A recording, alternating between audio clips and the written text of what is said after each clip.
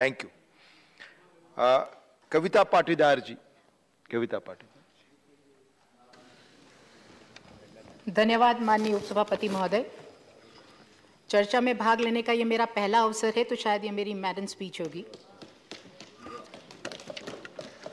निश्चित ही यह चर्चा ग्लोबल वार्मिंग एक महत्वपूर्ण विषय है। ग्लोबल वार्मिंग और जलवायु परिवर्तन के कारण बढ़ते जोखिमों और उसके आर्थिक परिदृश्य पर तो प्रकाश डालेगी ही, साथ ही जोखिम को कम करने के लिए उपलब्ध नीतिगत विकल्पों से भी पर्दा जरूर खोलेगी। हम आज देख रहे हैं कि पृथ्वी के ध्रुवों पर हजारों सालों से जमी बर्फ पिघल रही है। दुनिया भर के जंगल आग से भस्म हो रहे हैं। समुद्र का बढ़ता जल स्तर आने वाले सालों में कई शहरों को निगल सकता है। कहीं सूखा है तो कहीं आए दिन बाढ़ और तूफान आ रहे हैं। हालात बहुत खराब है। हो सकता है कि आज आप और हम सीधे तौर पर जलवायु परिवर्तन को असर उसका महसूस नहीं कर पा रहे हों, लेकिन हम लोग जिस तरफ जा रहे हैं, हम जल्दी गंभीर चपेट में आ सकते हैं। समस्या इतनी गंभीर है कि प्रकृति के अस्तित्व पर सवाल उठने लगे हैं। इसमें कोई शक नहीं कि जिस तरह से ग्लोबल वार्मिंग के कारण जलवायु में बदलाव आ रहा है, उससे न केवल लोगों के जीवन और गुणवत्ता को खतरा है, बल्कि उसकी आय पर भी इन बदलावों का भारी असर पड़ेगा। लेकिन ये नौबत आई क्यों? हम अगर देखें तो ये उस वक्त पैदा हुई जब हमारे इंसानी गतिविधियों के कारण पूरे वातावरण में CO2 यानी कार्बन डाइऑक्साइड और मीथेन जैसे ग्रीन हाउस गैस की मात्रा ज़्यादा बढ़ी और इन मात्राओं ने सूर्य की गर्मी को ज़्यादा सोखा। उसके कारण धरती का तापमान बढ़ा और जलवायु जैसे ये जो परिवर्तन की समस्या, ग्लोबल वार्मिंग जैसी समस्या हम सबके सामने आई। और इन गतिविधियों का मुख्य जो कारण है वो जीवाश्म जो ईंधन है उसका इस्तेमाल है। और ये जो है जीवाश्म ईंधन है, ये कोयला, पेट्रोल, डीजल और ज़मीन से जो गैस हम लोग ने ली है उसका इस्तेमाल करना इसका प्रमुख कारक हो सकता है। इसकी शुरुआत औद्योगिक क्रांति से हुई है, क्योंकि उससे लेकर आज तक इस वातावरण में कार्बन डाइऑक्साइड की मात्रा 30% बढ़ी है। हम ये भी कह सकते हैं कि आज वातावरण में जितनी कार्बन डाइऑक्साइड है वो पहले कभी नहीं थी। और इसका सबसे खतरनाक कारण एक ये भी है कि हमने वनों की कटाई अंधाधुंध से करना शुरू कर दिया है। अभी कोविड-19 के इस महामारी को भी हमने देखा है, उसमें ऑक्सीजन की महत्ता को भी हमने जाना है। पेड़ जो ऑक्सीजन देते हैं और कार्बन डाइऑक्साइड को लेते हैं, उसकी महत्ता को भी हमने पहचाना है। हमारा इतिहास भी गवाह है कि जब लक्ष्मण जी को तीर लगा था तो हनुमान जी ने जड़ी बूटी से भरपूर पहाड़ को लेकर उनकी जान को बचाया था।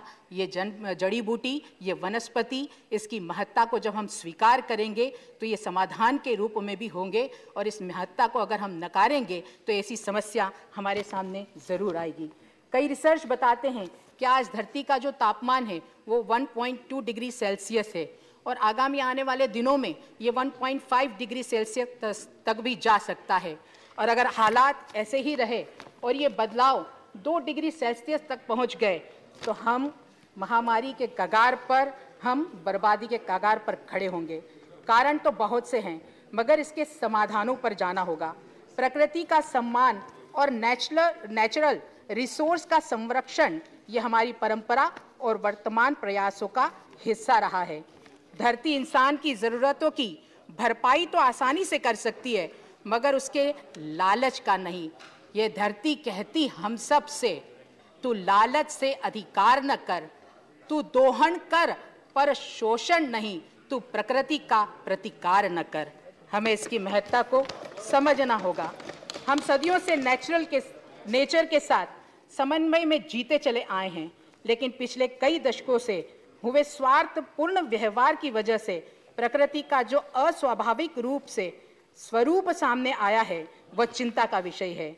यह बात मानव कल्याण के लिए अत्यंत संवेदनशील दायित्व का हिस्सा तो है ही, यह हम सभी की सामूहिक जिम्मेदारी भी है। इसलिए जलवायु परिवर्तन और ग्लोबल वार्मिंग जैसे इन समस्याओं का मुकाबला करने के लिए कुंजी के रूप में माननीय प्रधानमंत्री जी की अवधारणा है लाइफ स्टाइल फॉर एनवायरनमेंट। यानी पर्यावरण के लिए जीवन शैली।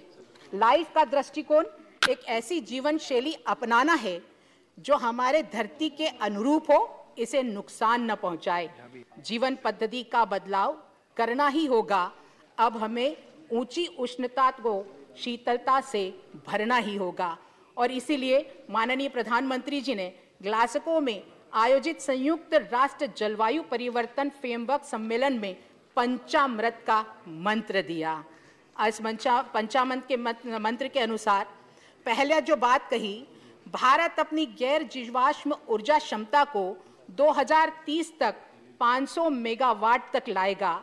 दूसरी बात, 2030 तक भारत अपनी ऊर्जा आवश्यकता का 50% रिन्यूएबल एनर्जी से पूरा करेगा। तीसरी बात, भारत अब से 2030 तक अपने शुद्ध अनुमानित कार्बन उत्सर्जन में 1 बिलियन टन की कटौती करेगा। चौथा, 2030 तक भारत अपनी अर्थव्यवस्था की कार्बन इंटेंसिटी को 45% से भी कम करेगा। और पांचवा, 2070 तक भारत नेट जीरो का लक्ष्य हासिल करेगा। निश्चित ही इन पंचामृत के द्वारा माननीय प्रधानमंत्री जी ने इस समस्या का समाधान पूरी दुनिया के सामने रखा है। भारत इस वैश्विक चुनौती को लेकर पूरी तरह सजग है और जलवायु परिवर्तन, ग्लोबल वार्मिंग को लेकर सरकार की ओर से उठाए जा रहे कदमों की पूरे विश्व में सराहना हो रही है। इसे देखकर आज दुनिया के सारे विकासशील देश ब्रिटेन के पूर्व प्रधानमंत्री जॉनसन की बात दोहरा रहे हैं और वो सत्य भी है कि 1 सन, 1 वर्ल्ड, 1 ग्रिड और 1 नरेंद्र मोदी। आज माननीय प्रधानमंत्री मोदी जी के नेतृत्व में भारत ने दुनिया में पर्यावरण के क्षेत्र में समाधान कारक देश के रूप में अपनी भूमिका निभाई है और हमारे निर्णयों ने ये साबित कर दिया है कि हम पर्यावरण के लिए सबसे ईमानदार देश हैं। इन निर्णयों में अगर हम देखें तो इलेक्ट्रॉनिक वाहनों की सब्सिडी, पेट्रोलियम में भारत का सीधे स्टेज 4 से स्टेज 6 पर आना, हरित क्रांति, जैविक खेती, जल संरक्षण, वर्मी कंपोस्ट, हमारी कुछ योजनाएं जैसे उज्ज्वला योजना, स्वच्छता अभियान, चरणबद्ध वृक्षारोपण। और जब वृक्षारोपण की बात आती है तो चूंकि मैं मध्य प्रदेश की निवासी हूं, मैं मध्य प्रदेश के मुख्यमंत्री माननीय शिवराज सिंह चौहान का यहाँ जिक्र करना चाहूंगी, जो रोज प्रतिदिन एक पौधा लगाकर इस दुनिया को बृहद वृक्षारोपण और पर्यावरण का संदेश दे रहे हैं। वैश्विक मंथन के बीच इन सभी निर्णयों ने ये साबित कर दिया कि जलवायु की इस चुनौती से निपटने में भारत के नेतृत्व में ही सफलता प्राप्त हो सकती है और हम सब तो कहते ही हैं कि मोदी है तो मुमकिन है। लेकिन आज इस समस्या का हम सबको मिलकर समाधान करना होगा। ग्लोबल वार्मिंग को रोकने के लिए जितने भी प्रदूषण हैं उसको दूर करने के लिए हमको सामूहिक प्रयास करने की आवश्यकता है। धरती हमारी एक साझा विरासत है जिससे कोई एक देश या एक शहर प्रभावित नहीं होगा, उसका खामियाजा सारी मानव जाति को उठाना होगा।